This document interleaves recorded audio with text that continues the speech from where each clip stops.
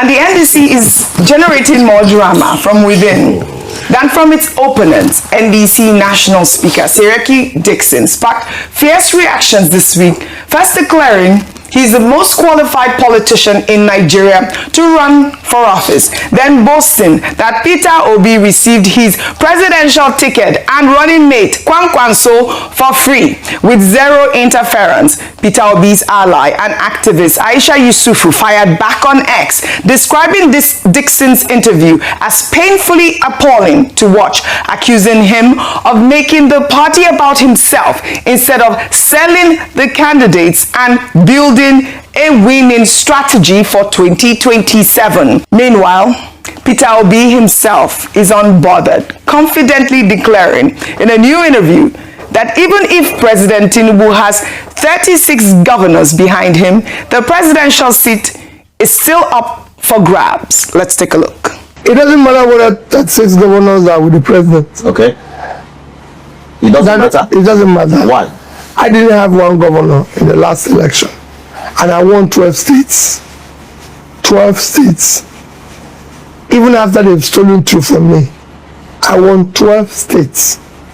We have, by making Abuja state, we now have 37 states. Because that's what the judgment of the Supreme Court showed. That is not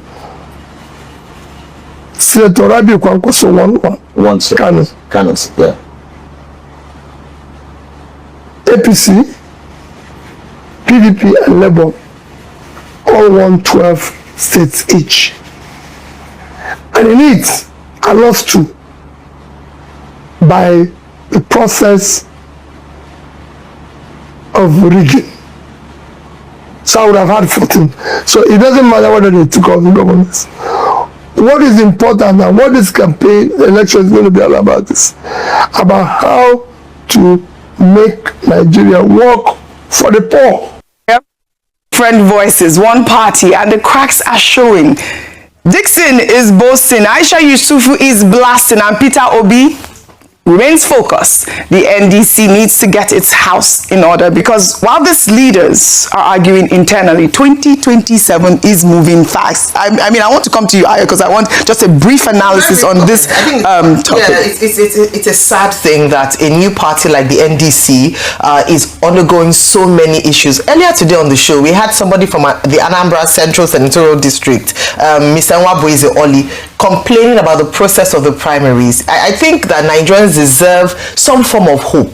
The Aisha Yusufu and Dickson issue is distracting majorly from the moving forward of the NDC, which at the moment seems to be one of the few opposition parties that's not belabored with a lot of litigations and court processes, and so seems to be a good and viable vehicle. So what we're saying is that can they keep things off behind closed doors, or perhaps this is also an opportunity for Nigerians to make up their minds. Is the NDC the viable alternative if they're also going through the same kind of challenges that we accuse other parties that are more established? And I think it's quite sad, and it doesn't give people an opportunity to have opportunities to choose from different parties in 2027. Will they be able to resolve their issues ahead of time? Hopefully, they should be able to. Well said. Wike has been vindicated. What? Wike said all these political parties that are saying they will be an alternative to the APC, that they're a bunch of liars. He said it. So this is the vindication of Wike. All right.